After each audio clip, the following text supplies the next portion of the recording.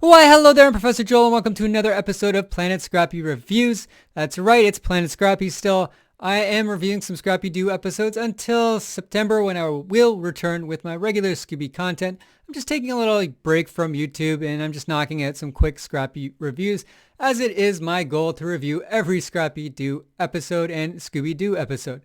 So today we are covering Scooby's 3 Ding-A-Ling Circus, which is the fourth part of the Richie Rich Scooby-Doo Show, and it originally aired on November 29th, 1980. Here we see the gang attending a circus where they get jobs selling peanuts and hot dogs. Scooby and Shaggy obviously end up eating the profits, which lands them in hot water with the boss man. So is this episode any good? Let's find out.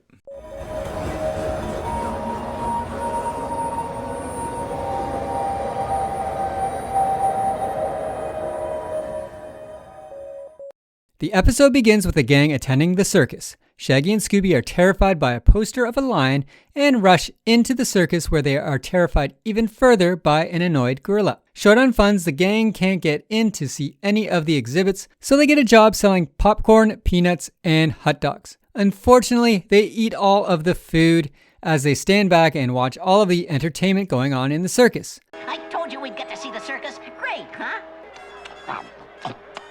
You had a good idea there, Scrappy. Fantastic! Super! What are you, a peanut pincher? Look! Like I ate the whole thing.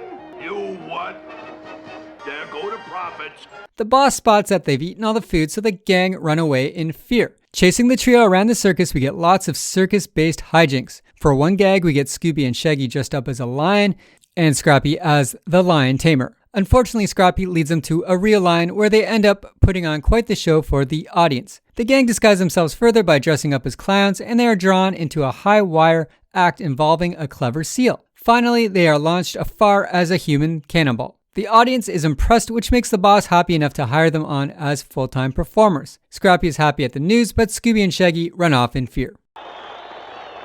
They're a hit. You were sensational. The audience loved it. How soon can you go through that whole routine again? Oh, no. I give this episode a 4 out of 10. The score surprised me because this episode has no villains, no spookiness, but this series is just meant to be, just quick shorts so they can fill our minds up with commercials for cereal and toys and fast food restaurants, and that's what this does. It's just 8 minutes of just nonsense to keep you a little entertained while you're eating your cereal and on Saturday morning back in 1980. And yeah, I can't knock it for that. And also these Scrappy episodes, they kept the Scooby-Doo name alive. Who knows, if we didn't have Scrappy-Doo, maybe Scooby would have vanished into the atmosphere and we wouldn't have had all this rich 50-year history of Scooby-Doo. Who knows, right? So I guess we got to give it that. Is this my favorite episode? No.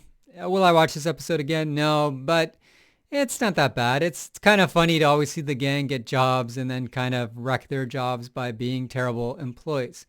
So yeah, 4 out of 10. Anyway, join me next week when I will be covering Long John Scooby.